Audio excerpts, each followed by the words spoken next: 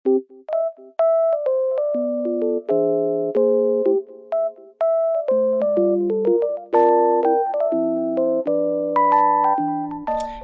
morning guys! So welcome back to my YouTube channel. So para sa ating first set ng ating video, so walang kamatayang unboxing and may dumating na naman from TikTok shop. And unahin ko na to guys, itong item na to, nabili ko to ng super sale.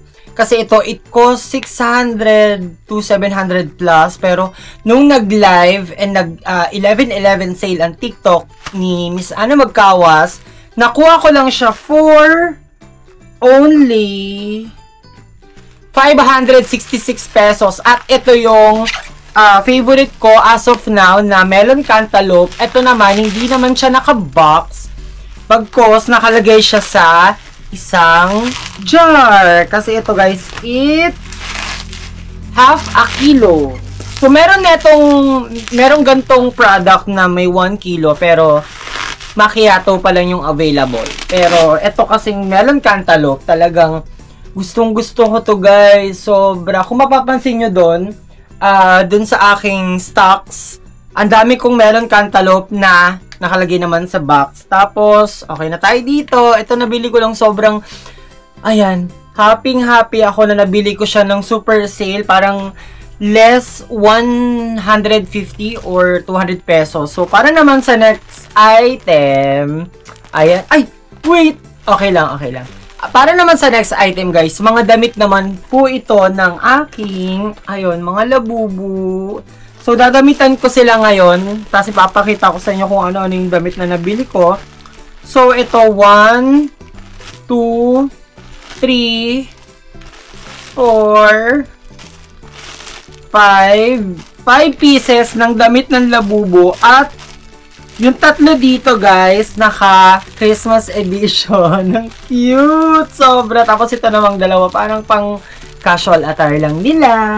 And, okay, simulan ko na dito sa isa. Tapos isuot natin siya sa, ayun. Ito nga palang clear case na to guys. Nabili ko siya sa Lazada for only 205 pesos. Tapos, ganyan lang siya. Meron siyang kasamang hook dyan. Tapos, yung labubu, safe naman sa loob. Pero, bala ko ring bumili ng acrylic case para saktong-sakto talaga sa kanila. So, yung damit ni labubu na gagamitin para sa una, is eto siya guys. Ang cute! Tapos, isusuot ko lang sa kanya. So, since malaki nga yung ulo ni labubu, so, kailangan isuot natin siya. Wait lang, pinipi. So, kailangan isuot natin siya dito sa may, ayun. Suot natin siya mula paa. Tapos, papasok dun sa kanyang braso. Ayan. Medyo struggle lang suotan yung mga labubu dolls ng damit kasi ang tabangan ng ulo nila. So, madali lang naman din pala na isuot sa kanila tong mga ganito. Ayan. Ang cute! Wait lang. Naiikot kasi yung ulo nila. So, eto na yung unang damit ng aking labubu. So, pangalawa, pero ibabalik ko rin sila dito sa kanilang jelly case. Kasi naka-jelly case sila para hindi sila maalikabukan. Hindi sila mapasukan ng kung ano-anong insekto. At para naman sa second, wait, wala yung isa. Ito pala. Ito pala yung isa. Pero gusto ko lang damitan yung labubu na to ng, ito, reindeer. Ang cute. Sobra. Ito yung damit niya, guys. Ayan. Tapos, para sa color ng labubu, ito, gagamit lang ako nitong light brown. Ayun. Oh, ang maganda dito, guys, since malaki yung head nila, nabubuksan din pala. Ayan, merong garter something dyan. So, kapag kapag dinamitan natin sila bubu, ayan yung itsura. Alam nyo guys, talagang hindi, nung una ko napanood to sa isang vlog, which is nag-unbox siya ng, kasi ng nose ko, nag-unbox siya ng mga labubu.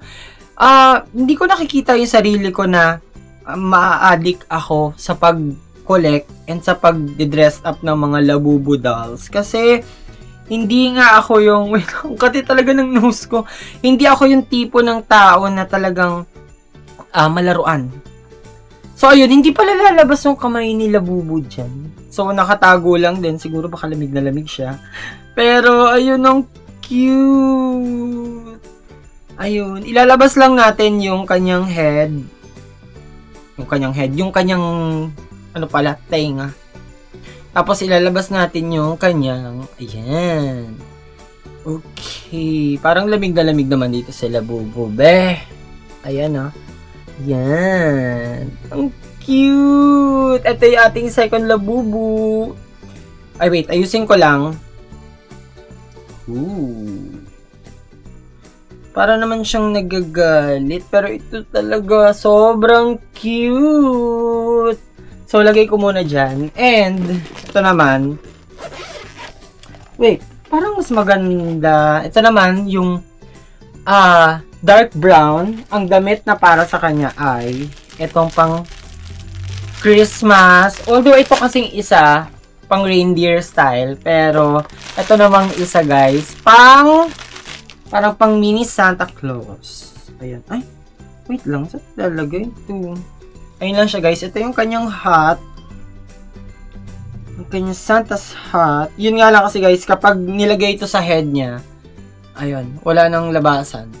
Wala nang, hindi yung pinaka chain niya, walang butas. Tapos, eto, disukbit lang sa kanyang leeg. So, igaganyan nyo lang siya, guys. Tapos, ayun na, okay na, good to go na agad. Oh, wait lang. Wait lang, guys. Ayun. Hindi ko alam kung tama, pero tama ba ito? Wait lang, guys. Okay. Ginaganyan pala. Okay. Ito naman yung next Labubu. Yan, ang cute! Sobra! Ay, nawakan ko na lang dito. Pero, ayan. Naka-Christmas attire si Labubu.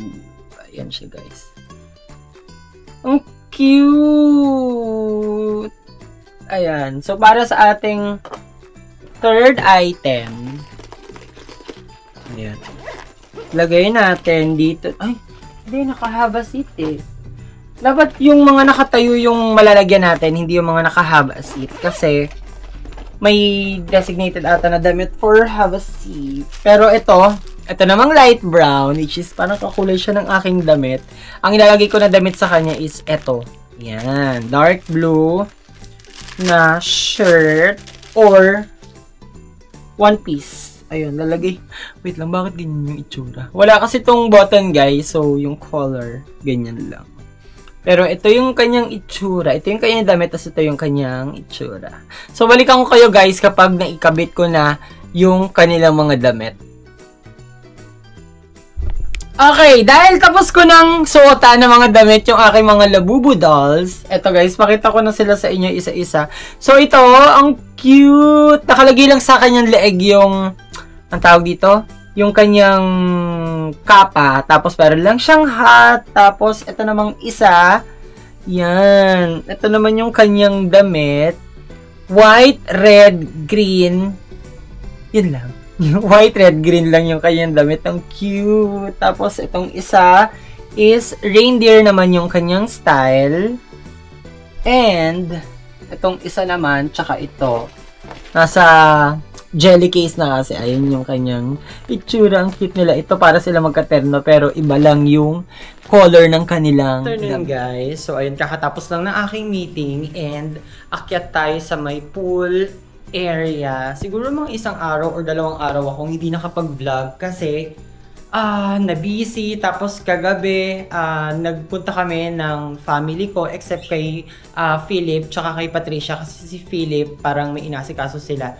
Tapos si Isha naman is minor, so bawal siya dun sa Vice Comedy Club. Pero mag-i-insert na lang ako ng mga photos namin kagabi and sobrang saya guys. Tapos alam mo yun, parang first time ko lang nagawa to sa parents ko. Ang kasama ko kagabi, si Daddy, si Mommy, si Pao, tsaka ako, 4 lang kami.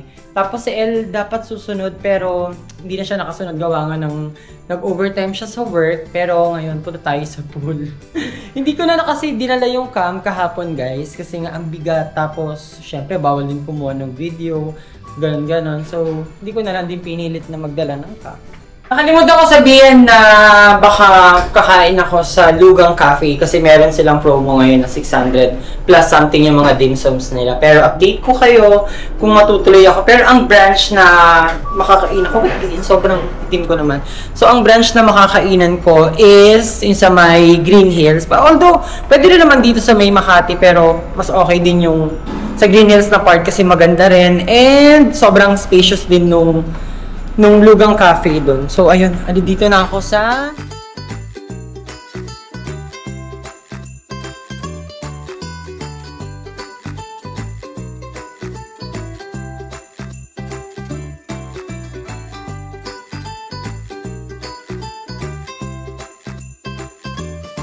okay, medyo traffic lang guys, pero nandito na ako sa may Lugang Cafe at si El, ando doon na rin. So, ayun, habang nakasakay ako sa Move It, nag-uusap kami ni Joy sa chat about nga dun sa, hindi ko muna sasabihin, baka kasi hindi matuloy, pero ayun, hopefully sana cross fingers na matuloy yung darating na December kasi, ayoko sabihin, pero ayun, update ko na lang kayo guys. Guys, ayun, nandito na kami ni El and sa Lugang Cafe.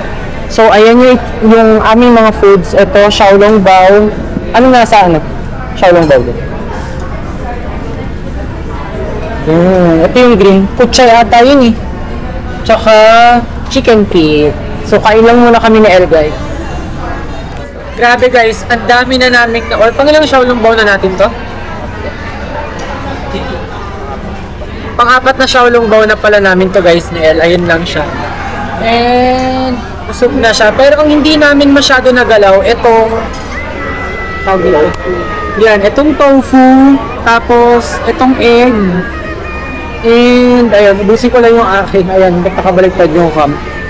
So kasi naka-promo ngayon si Lugang hanggang November 30 or November 21.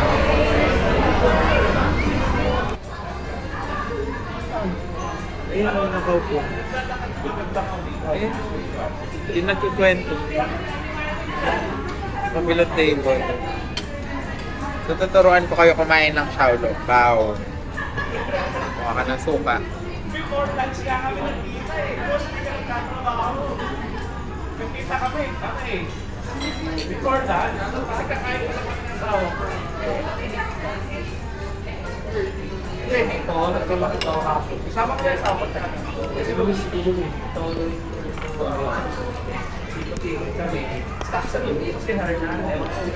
Dapat ginaganito lang ang pagkain. Ganyan na yung pagkain guys. Kukunin, tapos isusubo. Pero ako, gusto ko siyang sinasawsaw sa spicy. Hindi ko rin siya nilalagay dun sa spoon na maliit. Direkta na kain.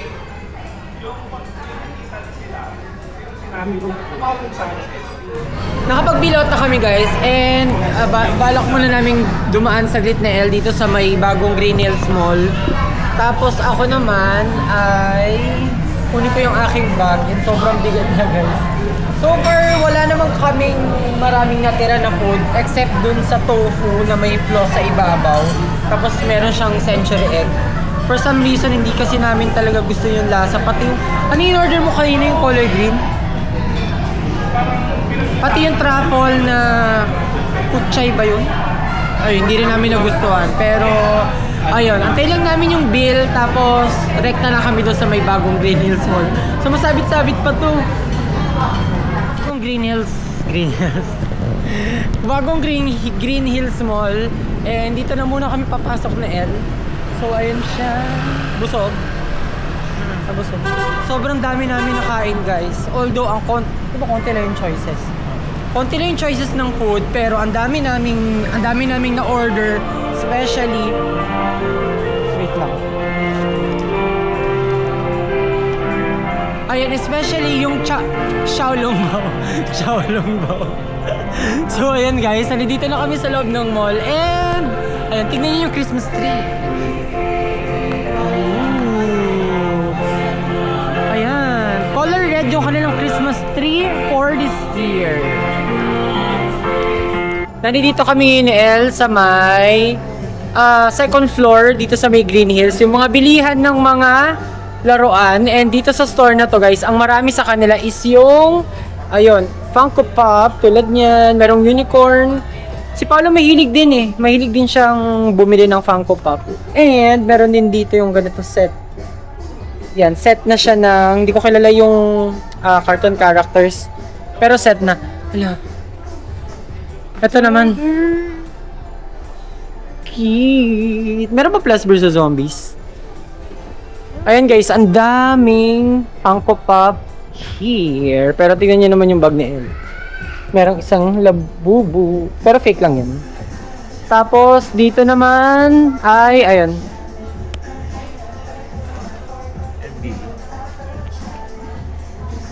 Basta guys, ang dami pa.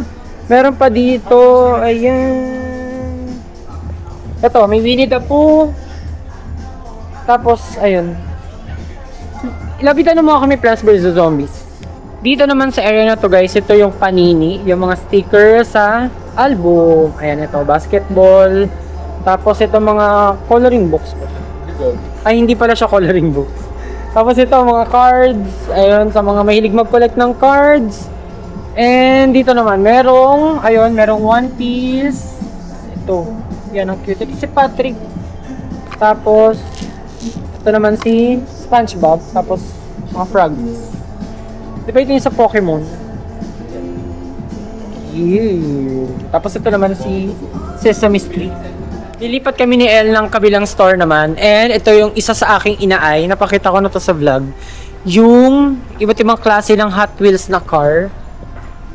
Yan. Ang cute lang kasi tigo 150 lang siya sa mga collectors. And tapos meron ding 200. Ayun. Dito naman sa baba, puro 100 each. Yun. Tapos, alam ko hindi kompleto yung ano nila dito eh. Merong Cheer Up Baby, Sunset Concert, tapos, ayun, Lazy Yoga, meron din. Tapos itong kanilang mga limited edition na, ayun, Labubu.